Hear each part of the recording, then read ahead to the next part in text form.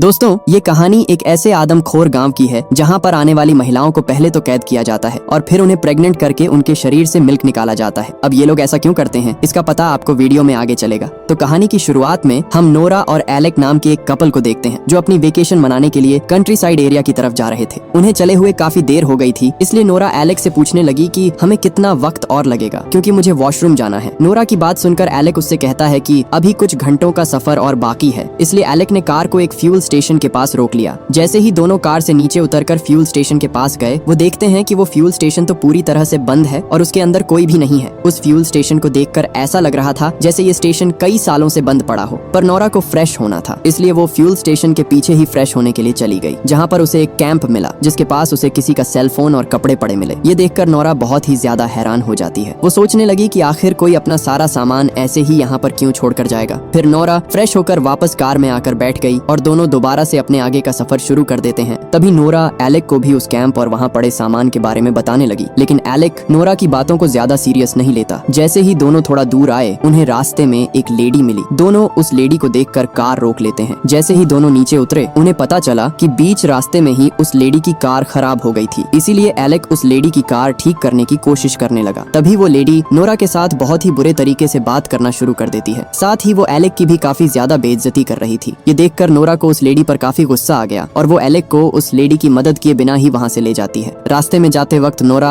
Alec से कहती है कि मुझे वो लेडी बहुत ही ज्यादा अजीब लगी। एलेक अभी भी बिल्कुल रिलैक्स था। वो नोरा से कहता है कि शायद उस लेडी का आज का दिन बुरा गया होगा, जिस वजह से उसने तुम्हारे साथ बुरा बर्ताव किया। इसके बाद दोनों लंच करने के लिए एक छोटे से डाइनर पर रुकते हैं। डाइनर के अंदर जाकर नोरा और एलेक ने अपने लिए बर्गर ऑर्डर कर दिया। फिर जैसे ही दोनों ने अपना बर्गर खाया, उसी वक्त एलेक की नजर एक आदमी पर गई जो उन्हें लगातार घूर रहा था। एलेक इस बारे में नोरा को भी बताता है। इसके बाद जब नोरा और एलेक डाइनर से जा रहे थे, तभी वो आदमी एकदम से नोरा के आगे आ गया और नोरा से कहने लगा कि तुम यहाँ पर सेफ नहीं हो। नोरा पहले से ही काफी ज्यादा परेशान थी और अब वो उस आदमी की बात सुनकर और भी ज्यादा परेशान हो जाती है। इसके बाद दोनों दोबारा से अपने आगे का सफर शुरू कर देते हैं। वो दोनों कुछ दूर ही गए थे, तभी एलेक ने देखा कि कार में फ्यूल काफी कम रह गया है, इसलिए उन्हें जल्दी से किसी फ्यूल स्टेशन पर रुकना होगा। उनकी किस्मत अच्छी थी कि कुछ ही वक्त बाद उन्हें एक फ्यूल स्टेशन मिल गया। एलेक जल्दी से फ्यूल स्टेशन पर रुककर अपनी कार में फ्यूल डाल लेता है। इसके बाद एलेक और नोरा स्टेशन के ओनर के पास गए। एलेक स्टेशन के ओनर से पूछने लगा कि क्या आसपास कोई मोटेल या होटल है जहां पर हम आज की रात बिता सकें। एलेक की बात सुनकर फ्यूल स्टेशन का ओनर उनसे कहता है कि यहाँ से कुछ ही दूरी पर आपको लकड़ी के बने हुए कैबिन मिल जाएंगे जहाँ पर लोग अक्सर स्टे करते रहते हैं। फिर एलेक और नोरा दोनों उन कैबिन के पास पहुँच जाते हैं। जैसे ही नोरा अपनी कार से उतरी, वो एलेक से कहती है कि मुझे ये जगह बहुत ही ज्यादा डरावनी लग रही है, इसलिए हमें अभी के अभी यहाँ से वापस चलना चाहिए। पर एलेक को कुछ भी एबनॉर्मल नहीं लगता, इसलिए वो नोरा को शांत करके कैबिन के पास ले आता है। जैसे ही दोनों कैबिन के अंदर गए, नोरा ने देखा कि कैबिन अंदर से बहुत ही ज्यादा गंदा था। उसे देखकर ऐसा लग रहा था जैसे किसी ने कैबिन की बहुत दिनों से सफाई नहीं की है। लेकिन एलेक इस बात को भी बिल्कुल नॉर्मल ले लेता है और नोरा से कहता है कि देखो यहाँ पर कितनी प्लेट्स पड़ी हैं, यानी कि यहाँ पर पहले भी लोग आए होंगे। पर नोरा अभी भी इस कैबिन से जाना चाहती थी। तभी उन्हें कैबिन में एक आदमी मिला। वो आदमी एलेक और नोरा को देखकर काफी ज्यादा खुश हो गया। इसके बाद वो आदमी दोनों को एक दूसरे कैबिन में ले जाता है जहाँ पर एलेक और नोरा आज की रात स्टे करेंगे। मौका देखकर एलेक उस आदमी से पूछ लेता है कि क्या तुम इस कैबिन के मालिक हो। एलेक की यह बात सुनकर वो आदमी कहने लगा कि कुछ साल पहले मैं ऐसे ही कार चलाते हुए इस कैबिन तक पहुंच गया था, क्योंकि मैं अपनी जिंदगी से बिल्कुल हार गया था। लेकिन फिर मुझे इस कैबिन को संभालने का काम मिल गया और मुझे यहाँ पर रहना अच्छा लगने लगा, जिसके बाद से ही मैं यहीं रहकर इन कैबिन्स को संभाल रहा हूँ। वो आदमी दिखने में बहुत ही ज्यादा डरावना था, इसलिए नोरा को वो बिल्कुल भी अच्छा नहीं लगता। इसलिए नोरा उस आदमी को अपने रूम से बाहर भेज देती है। ये बात उस आदमी को भी बिल्कुल अच्छी नहीं लगती, जो चीज हम उसके चेहरे पर साफ देख सकते हैं। फिर वो आदमी गुस्से में वहाँ से चला गया। उसके जाने के बाद नोरा एलेक से कहती है कि मुझे यहाँ पर कुछ भी अच्छा नहीं लग रहा है, इसलिए हमें अभी यहाँ से निकल जाना चाहिए। पर एलेक को अभी भी सब कुछ नॉर्मल लग रहा था, इसलिए वो नोरा को यहीं रुकने के लिए मना लेता है। तभी हम एक बेड पर बहुत सारा खून देखते हैं, पर इसके बारे में नोरा और एलेक को कुछ भी पता नहीं चलता। इस सीन से एक बात तो साफ हो गई थी कि एलेक और नोरा किसी बड़ी मुसीबत में फंसने वाले हैं। इसके बाद हमें उसी रात का सीन दिखाया जाता है। नोरा और एलेक बेड पर सो रहे थे, लेकिन उनके बेड के नीचे कोई था जो धीरे से बेड के नीचे से निकलकर बाहर आ गया। इस वक्त हम उस आदमी को देखते हैं जिसने शीप मास्क पहना हुआ है। वो नोरा और एलेक को बहुत ही अजीब नजरों से घूर रहा था। इसके बाद हमें अगले दिन का सीन दिखाया जाता है। अगले दिन जब नोरा की आंख खुली तो वो खुद को एक फार्म में लोहे के पिंजरे में कैद देखती है, जिसके बाहर ताला लगा हुआ था। नोरा खुद को ऐसे बंद देखकर बहुत ही ज्यादा घबरा गई और उसे कुछ भी समझ में नहीं आ रहा था कि आखिर उसे इस पिंजरे में क्यों बंद किया गया है। फिर नोरा जोर जोर से एलेक को बुलाने लगी, पर वहाँ पर एलेक की जगह दो मास्क पहने हुए आदमी आए। उनमें से एक आदमी नोरा के ऊपर एक लिक्विड डालता है, जिससे नोरा बेहोश हो जाती है। इसके बाद जैसे ही नोरा को होश आया, वो खुद को फिर से एक रूम में बंधा हुआ देखती है। थोड़ी देर बाद नोरा के पास एक लेडी आई जिसके मुंह पर भी मास्क लगा हुआ था। उस लेडी को देखकर नोरा उससे मदद मांगती है, लेकिन वो लेडी नोरा को पकड़कर उसके शरीर में एक लिक्विड इंजेक्ट कर देती है, जिससे नोरा को बहुत ही ज्यादा दर्द होने लगा। उस लेडी के जाने के बाद दोबारा से नोरा के पास 2 मास्क्ड मैन आए। वो नोरा को पिंजरे में बंद करके अपने साथ ले जाने लगे। इस वक्त नोरा इस फार्म के बहुत सारे वर्कर्स को देखती है, जिन्होंने सभी ने मास्क पहने हुए थे और सभी बिना एक दूसरे को बुलाए अपना अपना काम कर रहे थे। जैसे ही नोरा थोड़ा आगे गई, उसकी नजर एक आदमी पर गई जिसे बिना कपड़ों के बांध रखा था। वहीं एक मास्क्ड मैन उसके शरीर पर बेरहमी से हमला कर रहा था। ये देखकर नोरा को बहुत ही ज्यादा अजीब लगा। अब तभी हमें पता चलता है कि नोरा जिस जगह पर है वो इंसानों का फार्म है, जहाँ जानवरों की बजाय इंसानों को रखा जाता है। यानी कि नोरा के साथ वो सब कुछ किया जाएगा जो फार्म में जानवरों के साथ किया जाता है। फिर नोरा को एक पुराने से रूम में बंद कर दिया गया। दूसरी तरफ हम एक और रूम को देखते हैं जहाँ पर इन लोगों ने बहुत सारे आदमियों को लोहे के पिंजरों में बंद कर रखा था। तभी हम वहाँ पर एलेक को भी देखते हैं। एलेक बहुत ही ज्यादा चिल्ला रहा था, इसलिए उन लोगों ने एलेक के मुंह को एक रस्सी से बांध दिया। फिर एलेक अपने आसपास वाले लोगों से मदद मांगने की कोशिश करने लगा, लेकिन बाकी के लोग भी पिंजरों में बंद थे, इसलिए कोई भी एलेक की मदद नहीं कर सकता था। साथ ही इस फार्म में आदमियों को खाने के लिए बहुत ही कम खाना दिया जाता है, इसलिए एलेक के रूम में मौजूद सभी लोग खाने की कमी की वजह से काफी ज्यादा कमजोर हो गए थे। इस वजह से इस वक्त उनके पास कुछ बोलने तक की एनर्जी भी नहीं बची थी। थोड़ी देर बाद वहाँ पर कुछ मास्क मैन आते हैं। वो एलेक के सामने 2 लोगों को पकड़कर उनके सिर पर हथौड़ा मारकर उन्हें बेहोश कर देते हैं। फिर वो लोग एलेक की तरफ बढ़ने लगे। एलेक उनसे बचने की कोशिश करता है, पर फिर भी वो एलेक के सिर पर हथौड़ा मारकर उसे बेहोश कर देते हैं। इसके बाद वो तीनों को एक ट्रॉली पर लाद कर अपने साथ ले जाने लगे। दरअसल इस फार्म में आदमियों को सिर्फ उनके मीट के लिए मार दिया जाता है, यानी कि एलेक को भी कसाई घर ले जाकर उसे मार दिया जाएगा। तभी हम एक दूसरे पिग मास्क पहने हुए मास्क मैन को देखते हैं। वो एक दूसरे आदमी से मिलने के लिए गया जो अभी अभी कार लेकर फार्म में आया था। पिग मास्क पहने हुए मास्क मैन दूसरे मास्क मैन को कुछ पैसे दे देता है, जिनके बदले वो उसे एक लड़की देता है जिसे वो कहीं से पकड़ कर लेकर आया था। इसके बाद उस लड़की को भी अंदर बाड़े में बंद कर दिया गया, जहाँ पर बाकी के लोग बंद थे। इसके बाद वही मास्क मैन उसी आदमी के पास जाता है जिसने एलेक और नोरा को रहने के लिए कैबिन दिया था। दरअसल इस आदमी का नाम जॉन है, जो इस पूरे फार्म को मैनेज करने का काम करता था, लेकिन जॉन इस फार्म का मालिक नहीं है। फिर जॉन फार्म के किचन में आ गया, जहाँ पर बहुत सारे शेफ खाना बना रहे थे। जॉन उन सभी से कहता है कि जितना भी खाना बन रहा है वो अच्छे से बनना चाहिए। इसके बाद जॉन के पास फार्म के लैंडलॉर्ड की कॉल आती है। वो जॉन को बताता है कि मैं आज रात फार्म में आ रहा हूँ, इसलिए मुझे आज खाने में कुछ स्पेशल खाना चाहिए। जॉन भी लैंडलॉर्ड की बात को अच्छे से समझ गया। इसके बाद जॉन कुछ मास्क मैन के साथ एक दूसरे रूम में जाता है, जहाँ पर उन सभी औरतों को बंद किया गया था जिनके हाल ही में बच्चे हुए थे, यानी जो औरतें मिल्क देती थीं। इस सीन को देखकर एक बात तो साफ हो जाती है कि इस फार्म में जानवरों की तरह इंसानों का भी मिल्क निकाला जाता है। तभी हम कुछ दूसरे मास्क मैन को देखते हैं जो उन औरतों का मिल्क निकालकर उसे कुछ बॉटल्स में भर रहे थे। उसी वक्त एक औरत का बच्चा रोने लगा जिसने कुछ ही वक्त पहले जन्म लिया था। पिग मास्क पहने हुए आदमी ने उस बच्चे को उसकी माँ से अलग कर दिया और फिर उसे उठाकर मार डालता है। फिर जॉन अपने साथ सभी मिल्क की बॉटल्स लेकर वहाँ से चला गया। इसके बाद वहाँ पर फ्यूल स्टेशन वाला वही आदमी आया जिसके स्टेशन से एलेक ने अपनी कार में फ्यूल भरवाया था। इस वक्त हमें पता चलता है कि इस आदमी का नाम एंड्रू है। एंड्रू वहाँ मौजूद एक लड़की के साथ बात करने की कोशिश करने लगा, लेकिन वो लड़की एंड्रू को बहुत ही ज्यादा बुरा भला कहने लगती है, क्योंकि वो पिंजरे में रहकर काफी ज्यादा परेशान हो गई थी। एंड्रू को भी यह देखकर काफी ज्यादा गुस्सा आ गया और वो अपने पास रखी एक स्टिक से उस लड़की के गले पर जानलेवा हमला कर देता है, जिससे उसकी वहीं पर मौत हो गई। फिर जैसे ही जॉन को उस लड़की की मौत के बारे में पता चला, वो समझ गया था कि ये काम एंड्रू का है, क्योंकि एंड्रू ने जिस स्टिक से उस लड़की पर हमला किया था उस पर बाकायदा एंड्रू का नाम लिखा हुआ था। इसलिए जॉन अपने साथ आए मास्क मैन से कहता है कि जल्दी से जल्दी एंड्रू को ढूंढो, क्योंकि उसने एक बिल्कुल हेल्थी लेडी को मार दिया है जो उन्हें कम से कम 1 साल तक मिल्क दे सकती थी। इसके बाद सीन शिफ्ट होता है और हम नोरा को देखते हैं। नोरा बहुत ही उदास होकर अपने बाड़े में बंद थी। उसी वक्त उसे पास वाले बाड़े से एक औरत की आवाज आई। जैसे ही नोरा ने दीवार के ऊपर से देखा तो वो देखती है कि उसके पास वाले बाड़े में एक और औरत कैद है, जिसके शरीर पर मिल्क निकालने वाली मशीन लगी हुई थी। उसे देखकर नोरा को बहुत ही ज्यादा तरस आ गया। फिर नोरा उस औरत के साथ बात करने लगी। वो औरत नोरा को बताती है कि मुझे बहुत बार बच्चे पैदा करने पर मजबूर किया गया और कई बार मेरा मिसकैरेज भी हो गया। अब मैं प्रेग्नेंट नहीं हो सकती हूँ, यानी कि अब मैं उन लोगों के किसी भी काम की नहीं हूँ, इसलिए मुझे मार दिया जाएगा। उस औरत की बात सुनकर नोरा उससे कहती है कि तुम यहाँ से भाग जाओ। नोरा की बात सुनकर वो औरत उससे कहती है कि मैंने इस फार्म से बहुत बार भागने की कोशिश की, लेकिन ये लोग हमें कहीं न कहीं से पकड़ ही लेते हैं। तभी नोरा से एशली नाम की एक औरत बात करने लगी जो तीसरे बाड़े में बंद थी। नोरा, एशली और बीमार पड़ी उस औरत से कहती है कि मैं जल्द ही यहाँ से बाहर निकलने का कोई तरीका ढूंढ लूंगी। दूसरी तरफ एक मास्क मैन एंड्रू को ढूंढ लेता है और फिर वो उसे पकड़कर जॉन के पास ले जाता है। जॉन एंड्रू को देखकर उस पर बहुत ही ज्यादा गुस्सा करने लगता है। वो एंड्रू से कहता है कि तुम्हें पता है ना कि तुमने मेरा कितना बड़ा नुकसान किया है, इसकी भरपाई कौन करेगा। इस सीन से ऐसा लग रहा था कि जॉन एंड्रू को मार देगा, पर वो एंड्रू को किचन में जाकर फार्म में मौजूद लोगों को खाना डालने का काम दे देता है। जब एंड्रू पिग मास्क मास्क पहने हुए मास्क मैन के साथ फार्म में मौजूद लोगों को खाना डालने के लिए गया, उस वक्त हड़बड़ाहट में उसके हाथ से खाने की बाल्टी छूट गई, जिससे सारा खाना नीचे गिरकर वेस्ट हो गया। यह देखकर एंड्रू दोबारा वहाँ से भागने लगा। भागते हुए एंड्रू एक ग्रीन हाउस में आ गया और वहाँ से एक पौधा उठाकर जॉन के पास ले आया। इस वक्त जॉन एंड्रू पर बिल्कुल भी गुस्सा नहीं करता, क्योंकि उसे पता था कि एंड्रू मानसिक रूप से अस्थिर है, लेकिन एंड्रू उसका खास भी था, इसीलिए वो उसकी गलती को माफ कर देता है। फिर जॉन अपने लोगों को ऑर्डर देता है कि इस फार्म में मौजूद जो भी औरत प्रेग्नेंट नहीं हो रही है उसे मार दिया जाए। ऑर्डर मिलते ही 3 आदमी उसी औरत के बाड़े में पहुंच गए जो नोरा के बगल वाले बाड़े में थी। देखते ही देखते वो तीनों मिलकर उस औरत को रस्सी से बांध देते हैं और फिर उस पर घातक हमला करके उसकी हत्या कर देते हैं। इसके बाद वे उसके शव को अपने साथ ले जाते हैं। नोरा भी दीवार के ऊपर से ये सब देख लेती है। इस सीन से नोरा पूरी तरह टूट जाती है और साथ ही वो यहाँ से भागने की सारी उम्मीदें छोड़ चुकी थी। पर तभी दोबारा से दरवाजा खुला। नोरा को लगा कि शायद उसे लेने के लिए मास्क मैन आए हैं, लेकिन उसके सामने एलेक खड़ा था, जो किसी तरीके से बचकर नोरा तक पहुंच गया था। नोरा और एलेक जल्दी से वहाँ से भागना शुरू कर देते हैं। तभी नोरा की नजर एक मास्क मैन की तरफ गई, इसलिए दोनों उससे बचने के लिए एक बड़ी सी पाइप में जाकर छिप गए। उस मास्क मैन के वहाँ से जाने के बाद नोरा और एलेक दोनों वहाँ से भागने लगे। दोनों भागते हुए एक ट्रक के पास आ गए। एलेक की हालत काफी ज्यादा खराब थी, उसके सिर से काफी ज्यादा खून बह रहा था, इसलिए नोरा एलेक को एक जगह बैठाकर खुद ट्रक को चालू करने के लिए चली गई। पर काफी कोशिश करने के बाद भी ट्रक चालू नहीं हुआ।